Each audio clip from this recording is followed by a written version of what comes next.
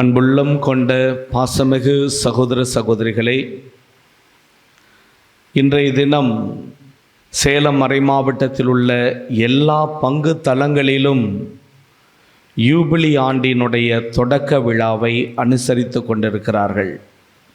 அவ்வகையில் நமது ஓமலூர் பாத்திமா கன்னியர்களுடைய சிற்றாலயத்திலும் இந்த நிகழ்வு இன்று அனுசரிக்கப்படுகிறது.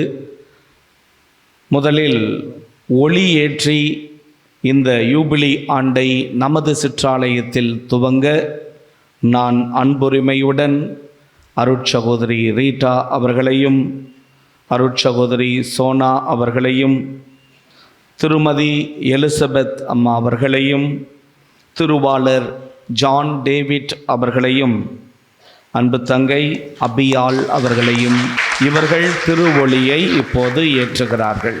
அன்புக்குரியவர்களே, தாய் திரு அவையானது ஒவ்வொரு 25ஆம் ஆண்டையும் மாபெரும் யூபிலி ஆண்டாக அறிவிக்கிறது. இது எங்கிருந்து எடுக்கப்படுகிறது? யூத மரபிலே யூதர்கள் தங்களுக்கென்று யூபிலி ஆண்டை அவர்கள் அனுசரித்தார்கள். இந்த யூபிலி ஆண்டு மனிதர் உண்டாக்கியது அல்ல, அது கடவுளால் அருளப்பட்ட ஆண்டு. Price the Lord. முதல் விஷயமே பாருங்க, கடவுள் விரும்பி இருக்கிறார் இந்த யூபிலி ஆண்டு. இதை முதல்ல உள்ளுக்குள்ள நம்ம கொண்டு வரணும். அப்படியே மெல்ல இன்னைக்கு மறைவுரை நம்ம இந்த யூபிலியை எப்படி கொண்டாட போகிறோம், இது என்னென்னவெல்லாம் நம் வாழ்வில் பெரும் செயலாற்ற போகிறது. எனவே கவனமாக எல்லாருமே செய்யணும். ஏதோ இது திருச்சபையில் கொண்டாடுவதல்ல, தனி மனிதர் ஒவ்வொருவரும் எந்த அளவுக்கு இந்த யூபிலியை அனுசரிக்கிறோமோ அந்த அளவுக்கு தான் இதனோட இஃபெக்ட் நம்ம வாழ்க்கையில் இருக்கும். முதல் விஷயம் அன்னைக்கு நம்ம மனசுக்குள்ளே போட வேண்டியது, கடவுள் இந்த ஆண்டை அறிவித்திருக்கிறார். Praise the lord. கடவுள் ஏதோ அப்போ சொல்கிறாரு பாருங்க. சரி, எப்படி இதெல்லாம் பண்ணாங்க? இந்த யூபிலிங்கிற வார்த்தை முதல்ல எபிரேய சொல் யோபெல் என்கிற வார்த்தையிலிருந்து வருகிறது. யோபெல்னா என்ன தெரியுமா? ஆட்டினுடைய கொம்பு. நம்ம ஆட்டு கொம்புலாம் நினச்சிடாதீங்க. நல்லா பெரிய, அந்த காலத்தெல்லாம் பார்த்தீங்கன்னா எக்காலம் ஊதுற மாதிரி இருக்கும் ஆட்டு கொம்பு. அந்த கொம்பிலிருந்து எடுத்து அவர்கள் இந்த யூபிலி ஆண்டை அறிவிப்பதற்காக எக்காலத்தை ஊதுவார்கள். எனவே அந்த பெயரிலிருந்து தான் இந்த யூபிலி என்ற வார்த்தை. யோபெலி, ஜூபிலி, அதை நம்மால் அழகாக தமிழாக்கம் பண்ணுங்க, யூபிலி. சிஸ்டர்ஸ் நல்லா எழுதியிருக்கிறாங்க. யூபிலி என்ற வார்த்தை வருகிறது. சரி, இந்த யூபிலி எப்பப்பெல்லாம் கொண்டாடினாங்க? ஒவ்வொரு 7ஆம் ஆண்டிலும் கொண்டாடினாங்க. 7னுடைய பெருக்கு தொகை 49 கொண்டாடினாங்க. இந்த யூபிலியில் என்னென்னலாம் செய்வாங்க எப்படி என்பதை நம்ம இன்னும் கொஞ்சம் பின்னாடி பார்க்கலாம். முதல்ல திருத்தந்தை 8ஆம் போனிஃபேஸ் என்கிறவர் தான் 1300ஆம் ஆண்டு இது போன்ற யூபிலியை திரு அவையிலும் கொண்டாடணும். அவர் 100 ஆண்டுகளுக்கு ஒரு முறை கொண்டாடினா போதும்னு நினைத்தார். பிறகு 1474 அப்போ இருந்த 2ஆம் பவுல், திருத்தந்தை 2ஆம் பவுல் அவர்கள் ஒவ்வொரு 25வது ஆண்டும் இந்த யூபிலி விழாவை கொண்டாடணும் அப்படின்னு அவர் சொல்கிறாரு. எதுக்காக இந்த யூபிலியை நம்ம கொண்டாடணும்? பாருங்கள், இந்த யூபிலியை பற்றி லேவியர் புத்தகம் 25ஆம் அதிகாரம், அதுவும் 25 தான் வருது, நல்லா ஞாபகம் வச்சுக்கலாம் பாருங்க. லேவியர் புத்தகம் 25ஆம் அதிகாரத்தில் 3 விஷயங்கள் இருக்கிறது. 10வது வசனத்தில் இப்படி கடவுள் சொல்றார், 50ஆம் ஆண்டை தூயதாக்கி நாட்டில் வாழ்வோருக்கெல்லாம் தன் உரிமையை அறிவியுங்கள், ஏனெனில் இது உங்களுடைய யூபிலி ஆண்டு என சொல்லுகிறார். கரங்களை தட்டலாமா? நல்லா கவனிங்க பாருங்க. 3 விஷயம் இது உள்ள அழகா பொருந்தி நிற்கிறது. ஒன்று, இது தூய ஆண்டு. தூய்மை எங்க வரும்? அது கடவுளுடைய குணாதிசயங்களுள் ஒன்றாக இருக்கிறது. எனவே இந்த ஆண்டு முழுவதும் கடவுளின் பிரசன்னம் நம்மோடு இருக்க போகிறது. இது தூய ஆண்டு.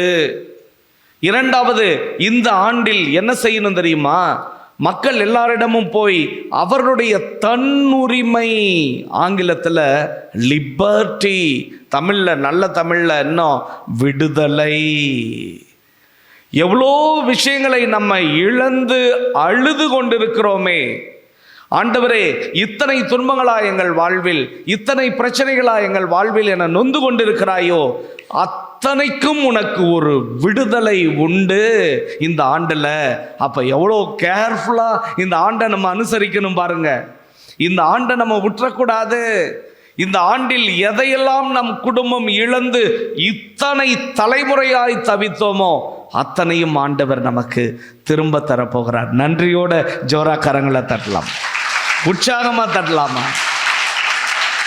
ஒரு பிரைஸ் தி லார்ட் சொல்லலாமா? பிரைஸ் தி லார்ட், ஹல்லேலூயா. இதை நம்ம மறந்துடக்கூடாது. பாருங்க, ஃபர்ஸ்ட் ஆண்டவர் தான் இந்த ஆண்டை அறிவிச்சிருக்கிறார். எப்படி நம்மை படைத்தாரோ அதே போல யூபிலி ஆண்டு அவர் திருவாய் மொழிந்த ஆண்டு. ரெண்டாவது, இந்த ஆண்டு தூயது. ஏனென்றால் கடவுள் இந்த வருடம் முழுவதும் விசேஷமா நம்ம கூட இருக்க போறார். மூணாவது, தன்னுரிமையை அறிவியுங்கள். நம்ம எல்லாருக்கும் ஒரு விடுதலை, நம் எல்லாருக்கும் மீண்டும் ஒரு மகிழ்ச்சி கிடைக்க போகிறது. நான்காவது பாருங்க, இது உங்களுடைய யூபிலி ஆண்டு. இது ஏதோ தாய் திருவை கொண்டாடும்பா, நம்ம என்ன ஏதாவது செய்யணுமா, செஞ்சுக்கலாம், ஏதாவது காணிக்கை தரணுமா, தர்றோம். ஐயோ, அப்படிலாம் இல்லை. இது ஒவ்வொருவரும் தனிப்பட்ட முறையில் என்னென்னலாம் செய்யணும், செஞ்சோம்னா நம்ம வாழ்க்கை எப்படியெல்லாம் மாறும், இதை நல்லா புரிஞ்சுக்கிட்டாதான் இந்த யூபிலி ஆண்டு நமக்குள் நிகழ்த்துகிற ஒரு மாபெரும் செயல்களை நீங்கள் எல்லாம் உணர தொடவீங்க. நான் தொடங்கிட்டேன், உண்மையிலுமே தொடங்கிட்டேன். ஒவ்வொரு நாளையும் விட்டுறக்கூடாதுன்னு ரொம்ப கேர்ஃபுல்லாக இந்த வருடத்தை நம்ம அனுசரிக்கணும்னு நான் முடிவு பண்ணிருக்கேன். எனது மக்களாகிய நீங்களும் அதுபோல செய்ய வேண்டும் என்ற ஆவலில்தான் ஒரு சிறு ஏற்பாடு நமது கண்ணீர்களோடு ஒரு சிறப்பு மறையுரை உங்களுக்கு இன்று நாங்கள் வழங்கி கொண்டிருக்கிறோம். ஹல்லேலூயா. இந்த யூபிலிக்கு முதல்ல நம்மளுடைய திருத்தந்தை அவர்கள் ஒரு அருமையான லோகோ, ஒரு லட்சணை கொடுத்திருக்கிறாரு. அந்த லோகோ இங்கே இருக்கு பாருங்க. இப்போ நமது சகோதரிகள் அந்த லோகோவை அழகா ஒரு செயல்முறைப்படுத்துதல் அடிப்படையில் எடுத்துட்டு வராங்க. நம்ம அங்கே பார்க்கலாம் பாருங்க. கரங்களை தட்டி அவர்களையும் நாம் வரவேற்போம். பார்,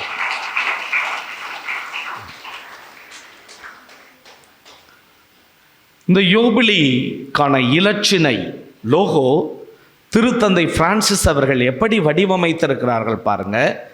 முதல்ல 4 வகையான மனிதர்கள், 4ம் ஒவ்வொரு கலரில் வண்ணத்திலே இடம்பெறுகிற மனிதர்கள். அதனுடைய அர்த்தம் என்ன? 4 திசையிலிருந்தும் இவர்கள் வருகிறார்கள். அதே போல 4 வண்ணங்கள் எதை குறித்துக்கிறது? 4 வகையான அனுபவங்கள், 4 வகையான கலாச்சாரங்கள், 4 வகையான மனிதர்கள் என ஒரு 4 வகையில் இதை காமிச்சிருக்கிறாங்க. முதல்ல இருக்கிறவங்க பாருங்க, எதை பற்றி இருக்கிறார்கள்? சிலுவையை அவர்கள் பற்றி இருக்கிறார்கள். சிலுவையை பற்றி இருக்கிற வாழ்வு, அதை தொடர்ந்து வராங்க. நம்ம சிஸ்டருங்க இன்னைக்கு பாருங்க, கையில் 3 பேரும் கிஃப்ட் வச்சிருக்காங்க. ஏன்னா இன்னைக்கு திருக்காட்சி பெருவிழா இல்லையா, அதனால அவர்கள் மூவருமே ஒரு 3 வகையான கிஃப்ட் அவங்க கொண்டு வந்திருக்காங்க. ஆனால் இதில் கூர்ந்து கவனிக்க வேண்டியது இந்த லட்சணையில் சிலுவையை பிடித்திருக்கும் வாழ்வு. மகனே மகளே, இந்த ஆண்டு முழுவதும் உனது குடும்பமும் நீயும் சிலுவையை பற்றி இருக்கிற வாழ்வில் தெளிவாய் இருக்க அன்போடு நமது திருத்தந்தை அவர்கள் கேட்டுக்கொள்கிறார்கள். எல்லாரும் இணைந்து அந்த சிலுவையை பிடித்திருப்பது ஏதோ தனிப்பட்ட முறையில் அல்ல, நாம் ஒரு குடும்பமாக, குழுவாக, திரு அவையாக சிலுவையை, ஏன் சிலுவை என்றால் சிலுவையிலிருந்தே நமக்கு மீட்பு கிடைக்க பெற்றது. அதுவும் அழகா லேவியர் புத்தகம் 25ஆம் ஆண்டுல ஒரு சப் டைட்டில் என்ன தெரியுமா? யூபிலி மீட்பின் ஆண்டு என கொடுக்கப்பட்டிருக்கிறது. இப்போ சிஸ்டர்ஸு இந்த அழகாக அந்த திருச்சிலுவையை நம்மளுடைய பலிப்பீடத்தின் பின்பக்கம் அவங்க வைத்து அந்த கிஃப்டையும் அங்கே வைப்பாங்க அவர்கள். நம்ம தொடர்ந்து மறையுறைக்குள்ளே போகலாம் பாருங்க. இந்த லட்சணையை கொடுத்திருக்கிற நமது திருத்தந்தை பிரான்சிஸ் அவர்கள் ஒரு கருப்பொருளும் தந்திருக்கிறார். அந்த கருப்பொருள் என்ன தெரியுமா? நம்மை எதிர்நோக்கின் திருப்பயணிகளாக அவர் அழைக்கின்றார். Pilgrims of hope. இதற்காக அவர் ஒரு புல் எழுதுறார். புல்னா பேப்பர் ஒரு டாக்குமெண்ட் நமக்கு கொடுத்திருக்கிறார். அந்த புல் அவர் என்ன எழுதியிருக்கிறார் அப்படின்னா, ஹோப் டஸ் நாட் டிசப்பாயிண்ட் என்று எழுதுகிறார். எதிர்நோக்கு ஒருபோதும் ஏமாற்றம் தராது. முதல்ல நமக்கு நம்பிக்கை எதிர்நோக்குனா அதனுடைய அர்த்தம் என்ன என்று நாம் பார்த்து கொள்ள வேண்டும். நம்பிக்கை, எதிர்நோக்கு, இதனுடைய விளக்கம் என்ன என்று நாம் தெரிந்துக்கணும். நியூ இயர் நைட் மாஸ் அன்னைக்கு பிஷப் சிங்கராயன் சூப்பராக இதுக்கான எக்ஸ்பிளனேஷன் கொடுத்தார். 2 விதமான நிகழ்வு அவர் குறித்து காட்டினார். அவர் 2வது நிகழ்வு நம்ம எல்லாருக்கும் ஞாபகம் இருக்கும்னு நினைக்கிறேன். நம்பிக்கைக்கும் எதிர்நோக்குக்கும் என்னப்பா வித்தியாசம்? நம்பிக்கை இங்கிலீஷில் ஃபெய்த்துன்னு சொல்கிறோம், எதிர்நோக்க ஹோப்புன்னு சொல்கிறோம். அவர் சொன்ன நிகழ்வு தான். பஸ்ஸுக்காக நம்ம கிளம்பி போகிறோம். வீட்டில் இருந்து கிளம்புவோம். 10 மணிக்கு பஸ்ஸுனா ஒரு 9:45 கிளம்பி பஸ் ஸ்டாண்டுக்கு போகிறோம்னு வைங்க. பஸ்ஸு வரும்னு நமக்கு தெரியுமா? இருந்தாலும் ஒரு நம்பிக்கையோடு அந்த பஸ்ஸுக்கிட்ட போகிறோம் பாருங்க, அதான் நம்பிக்கை. ஆனால் 10 மணிக்கு அங்கே போன பிறகு அந்த பஸ்ஸு வரல. அங்கே காத்திருக்கோம். 10:05 ஆயிடுச்சு, 10:10 ஆயிடுச்சு, 10:07 ஆயிடுச்சு. வீட்டுக்கு போக வேண்டியதானே. இருந்தாலும் அங்கே வெயிட் பண்ணுறீங்க பாருங்களா? ஏன் வெயிட் பண்ணுறோம்? எப்படியும் வரும். அதான் எதிர்நோக்கு. என்ன ஃபாதர் வித்தியாசம்? இங்கிலீஷில் அழகாக சொல்லணும்னா, faith present conviction about the present. நிகழ்காலத்தில் ஒரு விஷயத்தை பற்றி நம்ம நம்பி இருக்கிறது. ஆனால் எதிர்நோக்கு, ஹோப்புங்கிற வார்த்தை என்ன அப்படின்னா, present conviction about the future. புரிஞ்சுக்கிட்டீங்களா? Faith present conviction about the present, ஆனால் future present conviction about the future, எதிர்காலத்தை பற்றி. இப்போ திருத்தந்தை ரொம்ப அழகாக சொல்கிறாரு. ரோமையருக்கு எழுதிய திருமுகம் 5ஆம் அதிகாரம் 5வது வசனத்திலிருந்து தான் அவர் எடுத்திருக்கிறார். பவுலடியாருடைய வசனம் என்ன தெரியுமா? எதிர்நோக்கு ஏமாற்றம் தராது. எந்த எதிர்நோக்கு நமக்கு ஏமாற்றம் தராது? ஏங்க கோவிடுங்க, யாருங்க என்ன பாவம் பண்ணா? அத்தனை உயிர்களை நம்ம இழந்திருக்கிறோமே. ஏங்க எவ்வளோ நம்பிக்கையோட கடவுள்கிட்ட நான் வேண்டுறேன். என் குடும்பத்தில் மட்டும் ஏன் இவ்வளவு துன்பங்கள்?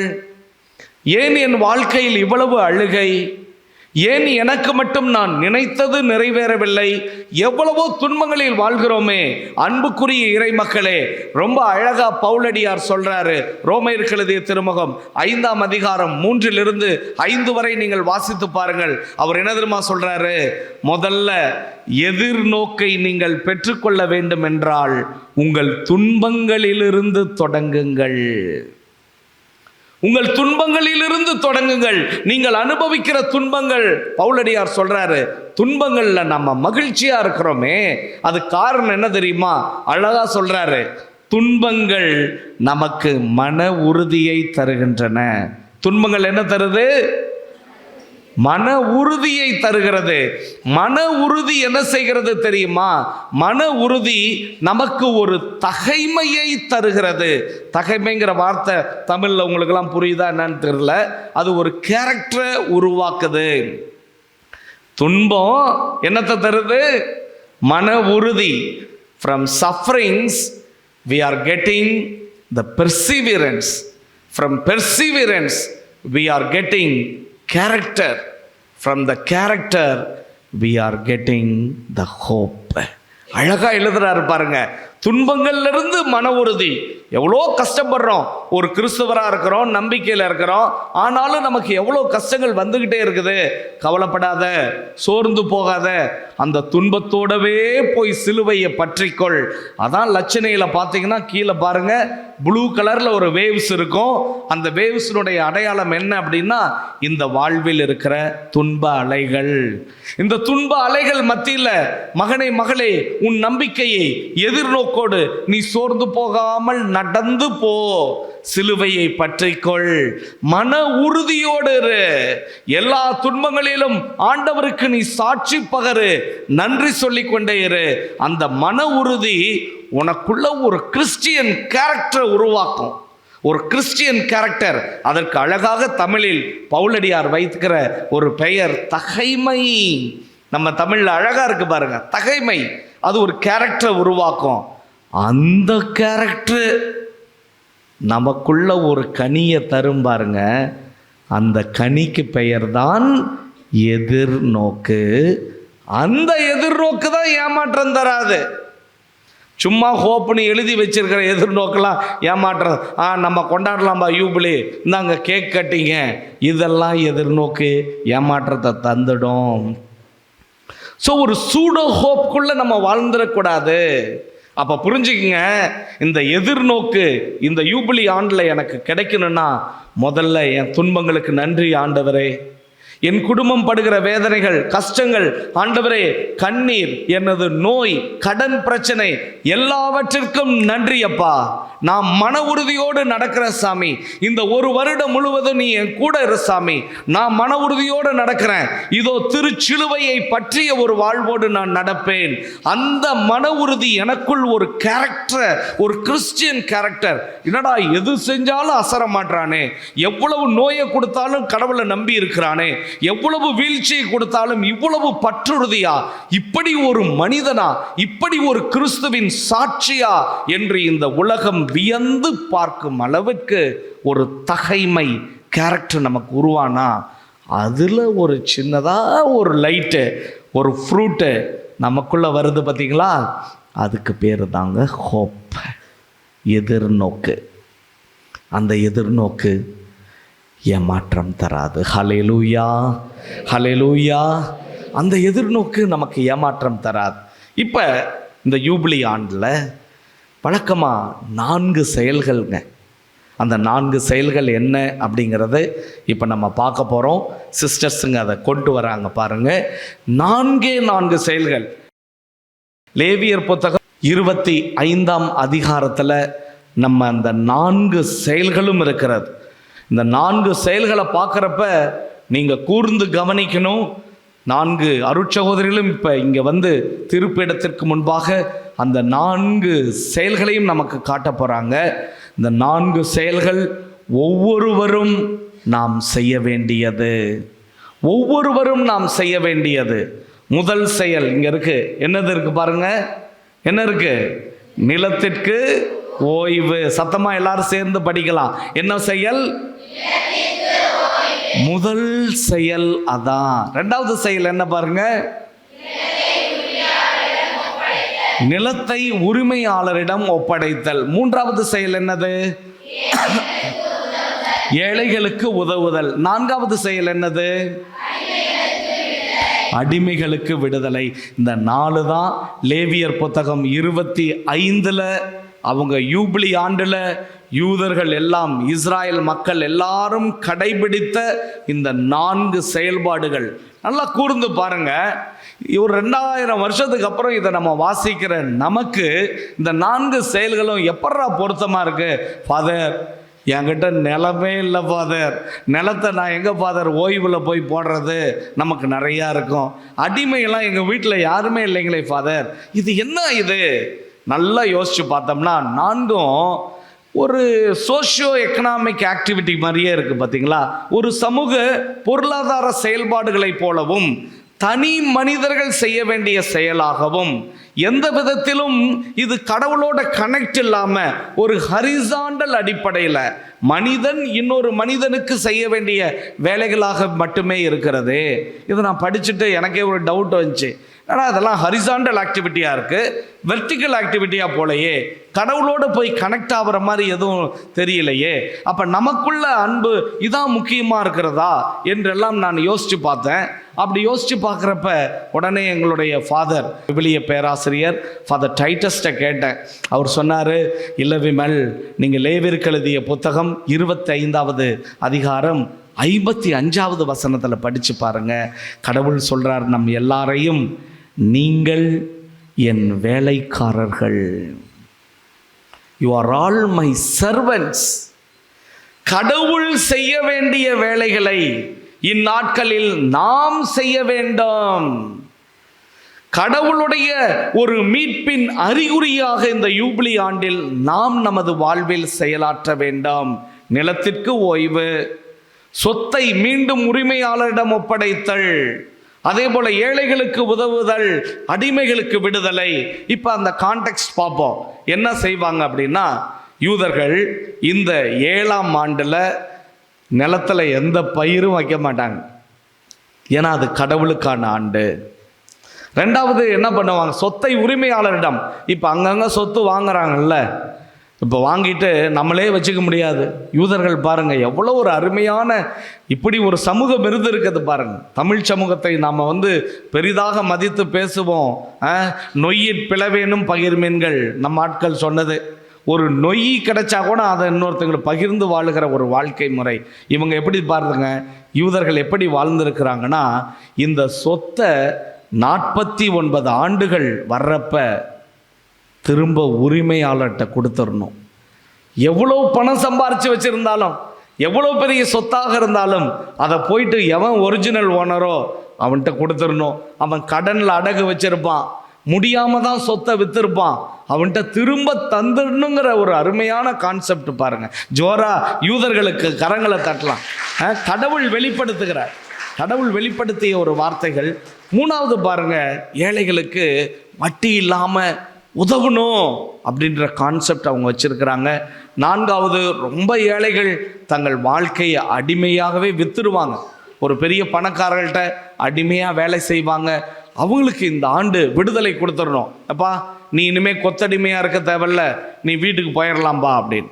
இப்போ நம்ம எல்லாம் கேட்கலாம், father, how it is related to us?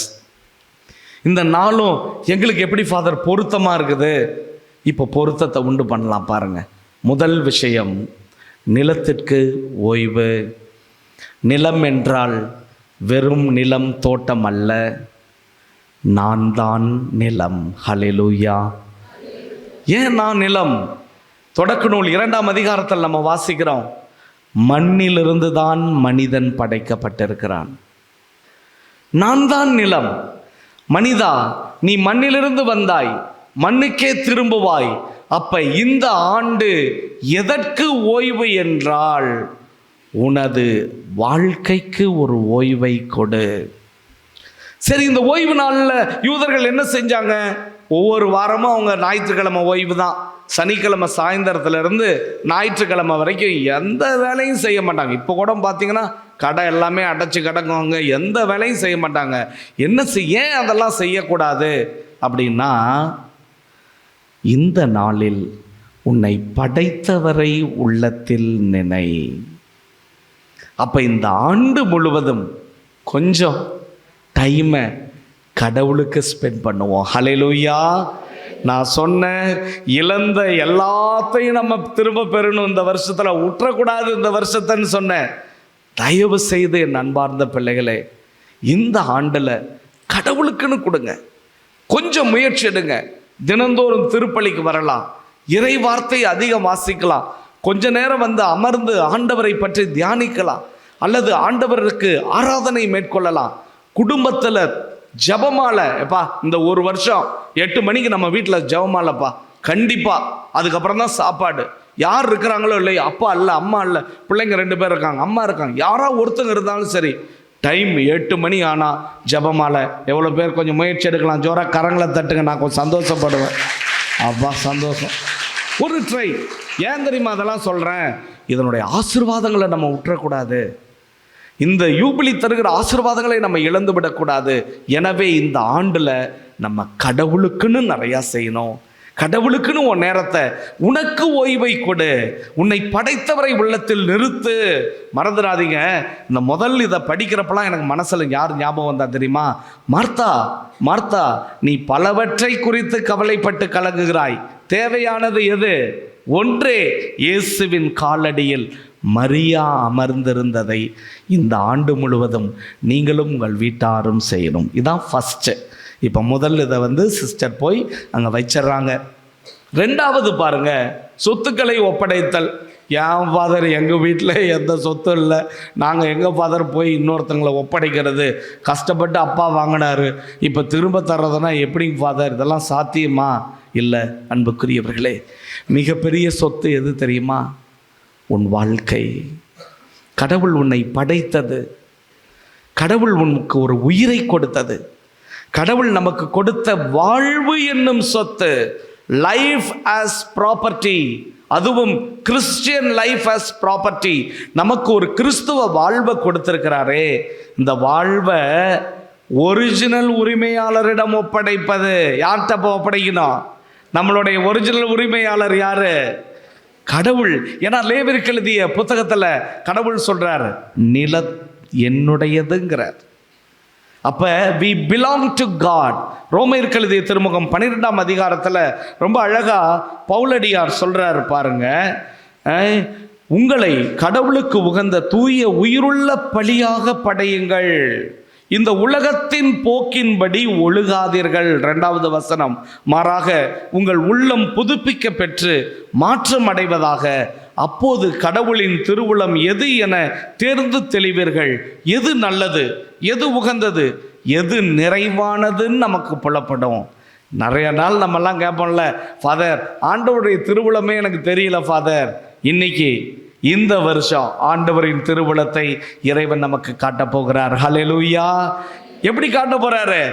என்னுடைய உடலை தூய்மையா நான் அவருக்கு தருவேன், என்னுடைய உடலை நான் தூய்மையாக கடவுளிடம் இந்த வருடம் நான் ஒப்படைப்பேன். அப்படி செஞ்சா யூபிலி சாதாரணமா இல்லை, சும்மா இலவசமா பர்த்டேவுக்கு வர்ற இலவச சாக்லேட் மாதிரி வந்துடாதுங்க. நம்ம சில செயல்களை செய்தாக வேண்டும். கடவுளுக்கு உகந்த தூய உயிருள்ள பலியா நம்மை ஒரிஜினல் ஓனரான கடவுள்கிட்ட ஒப்படைப்போம். ஹல்லேலூயா. இப்போ 2வது பிளக்கார்டு சிஸ்டர் கொண்டு போய் வைக்கிறாங்க. 3வது, ஏழைகளுக்கு உதவுவது. இந்த வருஷத்தில் நிறையா நம்ம செய்யணும். எனக்கு யூபிலினாலே யார் தெரியுமா ஞாபகம் வந்துடுறது? சக்கையு தாங்க ஞாபகம் வர்றார். பாருங்க, எவ்வளோ பேர் கடவுள்கிட்ட இயேசுகிட்ட இருந்து புதுமையை பெற்றாங்க. யாருமே நன்றியை கூட அந்த தொழுநோயாளி செலுத்தினார்.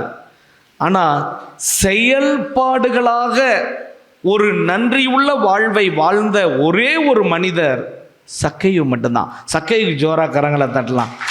சக்கை என்ன பண்ணார் பாருங்க, இயேசுவை பார்த்த உடனே எனக்கு இனிமே எதுவுமே வேணாம், அவர் போதும்பா, நீர் மட்டும் போதும், லார்ட் யூ ஆர் எனஃப், நீர் போதும் என சொல்லி அவர் என்ன சொல்றாரு, நான் எதெல்லாம் ஏழைகள்கிட்ட பெற்றனோ அதெல்லாம் நான் திரும்ப 4 மடங்காக தந்துடுறேன்பா, எனக்கு எல்லாம் நீர் மட்டும் போதும். அதை சொன்ன பிறகு அங்க நடக்கிற ஒரு வசனத்தை பாருங்க, கூர்ந்து கவனிங்க. இன்றே வீட்டிற்கு என்ன உண்டாயிற்று?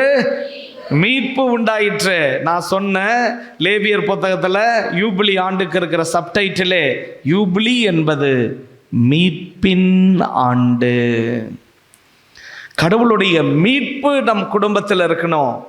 ஐயோ நான் சம்பாதிச்சது மீட்பை தராது. கடவுளுடைய மீட்பு நமக்கு வருவதற்கு இந்த வருடம் ஏழைகளுக்கு நம்மாலான உதவியை நம்ம செஞ்சுக்கிட்டே இருக்கணும், தாராளமாக செய்யணும். நான் ஏன் இவ்வளோ கன்விக்ஷனாக பேசுகிறேன்? பெருமைக்காக இல்லை. இந்த வருடம் முழுவதும் கொஞ்சம் எனக்கு அங்கங்கே மக்கள்லாம் பார்க்குறவங்க அவங்கெல்லாம் ஒரு பணம் கொடுத்தாங்க, ஒரு நல்ல தொகை. இந்த பிரசங்கம் வைக்கணுங்கிறதுக்கு முன்னால் நேற்று நானே ஒரு முடிவெடுத்தேன். அந்த தொகையை ஒரு குடும்பத்துக்கு தரணும். என்னுடைய நண்பர் ஒருவர் ஹிந்து, அவர் கிறிஸ்டின் ஆனார், முஸ்லீம் பொண்ணை கல்யாணம் பண்ணார். அந்த முஸ்லீம் பொண்ணுக்கு கை இல்லைங்க, அதனால தான் கல்யாணம் பண்ணார். இப்போ கொஞ்சம் கஷ்டங்கள். நல்ல திறமைசாலி, கொஞ்சம் கஷ்டம். இந்த குடும்பத்திற்கு நான் செய்யணும்னு கடவுள் வெளிப்படுத்தினார். இதை செஞ்சுட்டு நீ போய் பிரசங்கம் வை. நான் பணத்தை சொல்ல விரும்பல. நேற்று கூப்பிட்டேன் அவங்க 2 பேரையும். சாயந்தரம் 4:30 மணிக்கு என் ரூமுக்கு வந்தாங்க. பயந்துகிட்டே வந்தாங்க. என்னடா புருஷன் பொண்டாட்டியை கூப்பிட்றாரு, எதாவது பிரச்சனையா, எதாவது சிக்கலான்னு. வந்த உடனே இது யூபிலி ஆண்டு, கடவுள் உங்களை அன்பு செய்கிறாரு, நீங்கள் 2 பேருமே வெவ்வேறு மதம், ஆனால் இயேசுவை நீங்கள் தேர்ந்தெடுத்துக்கிட்டீங்க, அதனால் கடவுள் எனக்கு வெளிப்படுத்துகிறாருன்னு பணத்தை கொடுத்த உடனே அவங்க அவ்வளோ ஒரு மகிழ்ச்சி. Time has come. தாராளமாக இருப்போம், தாராளமாக இருப்போம். இறைவன் இன்னும் நம்மளை ஆசீர்வதிப்பார். இந்த வருடத்தில் ஏன் நான் அதை செஞ்சேன், ஏதோ நம்ம பெரிய கரணம் பரம்பரை அப்படிலாம் கிடையாது. ஐயோ எனக்கு மீட்பு வேணுங்க, எனக்கு இந்த வருஷத்தை நான் விட்டுறக்கூடாது, இந்த வருஷத்தை நான் விட்டுறக்கூடாது, என் களஞ்சியங்கள் காலியாக வேண்டும், ஏனென்றால் ஆண்டவர் ஒருவர் போதும் என்ற மனநிலை எனக்கு வேண்டும். ஹல்லேலூயா. இப்போ 3வது பிளக்கார்டை சிஸ்டர் வச்சுருவாங்க. 4வது அடிமைகளுக்கு விடுதலை. நானே அடிமையாக இருக்கிறேன் வீட்டில், நம்ம போய் எங்கே இன்னொரு அடிமையை விடுதலை பண்ணுறது? அடிமைகளுக்கு விடுதலை என்ன செய்யலாம் சொல்லுங்கள் பாப்பா, நீங்களே சொல்லுங்கள். மனைவியை மகிழ்ச்சியாக ஒரு வாரம் மாமியார் வீட்டுக்கு அனுப்பி வச்சு சந்தோஷமாக போயிட்டு வா, இதான் விடுதலை. உண்மையான அடிமை என்ன தெரியுமா? பாவ வாழ்வுங்க, பாவ வாழ்வு. கலாத்தியருக்கு எழுதிய திருமுகத்தில் 5ஆம் அதிகாரத்தில் ரொம்ப பவுலடியார் சொல்கிறாரு, தூய ஆவியினுடைய தூண்டுதலுக்கேற்ப வாழுங்கள், ஊனியல்புக்கேற்ப நீங்கள் வாழாதீங்க. ஏன்னா அந்த ஊனியல்பின் செயல்கள் பவுலடியார் பட்டியலிடுறார். படிக்கிறப்பவே பயமாக இருக்குதுங்க. இதை மட்டும் நான் பைபிளில் படித்தேன்னா எனக்கே பயமாக இருக்கும். நான் படிக்கிறேன் பாருங்கள், உங்களுக்கு பயம் வருதான்னு பாருங்கள். முதல் வசனம் பரத்தமை, கெட்ட நடத்தை, காமவெறி, சிலை வழிபாடு, பில்லி சூனியம், பகைமை. எவன் இந்த வார்த்தையை கண்டுபிடிச்சானே தெரில. பகைமை படித்தாலே புகை வர்ற மாதிரி இருக்குது. பகைமை, சண்டை, சச்சரவு. பாப்பா கேட்கவே நல்லா இல்லை பாருங்க, காதுக்கு நல்லாவா இருக்குது. தேன் எவ்வளோ அழகாக இருக்குது, மகிழ்ச்சி எவ்வளோ அழகாக இருக்குது, கனிவு, ஆஹா, பரிவு, சூப்பர். சண்டை சச்சரவு, அப்பா சாமி, ஏதோ தொடப்பத்தை எடுத்து காதுக்குள்ளே குடையிற மாதிரி இருக்குது வார்த்தையை படித்தாலே. அதோடு நிறுத்தலை அவர். பொறாமை, சீற்றம், அடுத்து கட்சி மனப்பான்மை, பிரிவினை, பிளவு, அழுக்காறு, குடி வெறி, களி ஆட்டம். அப்பா எப்படிங்க கடவுள் வருவார்? எப்படிங்க இந்த யூபிலி நமக்கான யூபிலியாக இருக்கும்? எனவே அடிமைத்தனத்திலிருந்து விடுதலை என்பதற்கு மாபெரும் அடையாளம் உன் வாழ்வை பரிசுத்தமாய் வைத்துக்கொள் இந்த ஆண்டு முழுவதும். ஹல்லேலூயா. உன்னால் முடிஞ்சளவு பரிசுத்தம், பாவ சங்கீதனம் பண்ணிக்கிட்டே இருப்பது, மாதத்திற்கு ஒரு முறை பாவ சங்கீதனம் பண்ணிக்கிட்டே இருக்க, நம்மளை தூய்மைப்படுத்தி கொண்டே இருப்பது. ஏன்னா கடவுளுடைய அருளை உற்றவே கூடாது. யூபிலி ஆண்டு தூயது. இது உங்கள் ஆண்டு, கடவுளால் கொடுக்கப்பட்டது. இது மீட்பின் ஆண்டு. இந்த ஆண்டில் ஒவ்வொருவருக்கும் போய் விடுதலை விடுதலை விடுதலை என அறிவியுங்கள் என்றால் இழந்த எல்லாவற்றையும் பெற இந்த 4 முக்கியமான காரியங்களை நாம் ஏறெடுத்து நாம் இயேசுவை நமது நம்பிக்கையால் கொண்டாடுவோம். திரு அவையை இதோ அழகான இந்த கருப்பொருளால் எதிர்நோக்கால் கொண்டாடுவோம். மக்களாகிய நம் ஒவ்வொருவரையும் அன்பினால் ஈர நெஞ்சத்தால் பகிர்வால் கொண்டாட இறைவன் நம்மை ஆசிர்வதிக்க ஒரு நிமிடம் கண்களை மூடி ஜெபிப்போமா? அன்பாண்டவரே, நன்றி சொல்லுகிறோம் அப்பா. இந்த யூபிலி ஆண்டில் இந்த சிறப்பு மறையுரையை கேட்க உதவியதற்காக நன்றி ஆண்டவரே. ஆண்டவரே, இன்று நாங்கள் கற்றுக்கொண்டோம் யூபிலி எவ்வளவு பெரிய தாக்கத்தை எங்கள் வாழ்வில் ஏற்படுத்த போகிறது என்று. ஆண்டவரே, இதற்கு நான் தனிப்பட்ட முறையில் என் குடும்ப அளவிலும் என் குழும அளவிலும் திரு அவை அளவிலும் அன்பி அளவிலும் பங்கு அளவிலும் நாங்கள் தயாரிக்க வேண்டும் அப்பா. எங்களால் முடிந்த அளவு நாங்கள் ஏறெடுத்த அத்தனை நல்ல காரியங்களையும் இந்த ஆண்டு முழுவதும் நிறைவேற்றி மீட்பின் ஆண்டாக ஆண்டவரே, இந்த ஆண்டு எங்களுக்கு செய்ய போகிற சகலவிதமான நன்மைகள், குறிப்பாக எங்களுடைய கண்ணீர் நீர் அறிவீரப்பா. எங்களை கவலைகள் எல்லாம் உமக்கு தெரியுமப்பா. எங்கள் நோய் நொடிகள் எல்லாம் நீர் புரிவீரப்பா. எங்களுடைய நெஞ்சம் சுமந்திருக்கிற பிரச்சனைகள் எல்லாம் உமக்கு தெரியும் ஆண்டவரே. இந்த எங்கள் குடும்பங்கள் படுகிற வேதனைகள் எல்லாம் உமக்கு புரியுமப்பா. இந்த ஆண்டு விடுதலை என்பது என் குடும்பத்தினுடைய ஒவ்வொரு உறுப்பினருடைய காதுகளில் ஒலித்து கொண்டே இருக்கக்கூடிய நல் வார்த்தையாக, மீட்பின் வார்த்தையாக மாறிட எங்கள் எல்லாரையும் இடத்திலே ஒப்படைத்து ஜெபிக்கிறோம். உமது கரம் இந்த யூபிலி ஆண்டு முழுவதும் எங்களை வழி நடத்தி அருள தாழ்மையாய் வேண்டுகிறோம். எங்கள் ஜெபம் கேளும் நல்ல பிதாவே, ஆமேன்.